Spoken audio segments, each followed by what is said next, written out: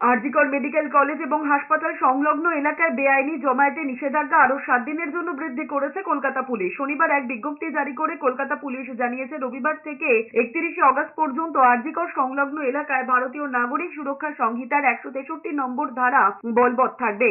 বিজ্ঞপ্তিতে বলা হয়েছে, বেলগাছিয়া রোড, জে.কে. মিত্র ক্রসিং, শ্যামবাজার, পাঁচমাথার মোড় এই নিষেধাজ্ঞার আওতায় থাকবে। এই নির্দেশ ভঙ্গকারীদের ভারতীয় ন্যায় সংহিতার ধারা 223 অনুযায়ী শাস্তি প্রদান করা হবে। এই 7 দিন আরজিকর সংলগ্ন এলাকায় 5 জন বা তার বেশি মানুষের জমায়েত করা যাবে না বলে জানিয়েছে কলকাতা পুলিশ। মহিলা চিকিৎসকের ধর্ষণ এবং খুনের ঘটনার প্রতিবাদে গত 14ই অগস্ট গোটা রাজ্য জুড়ে মেয়েদের রাত দখল কর্মসূচি অনুষ্ঠিত হয়।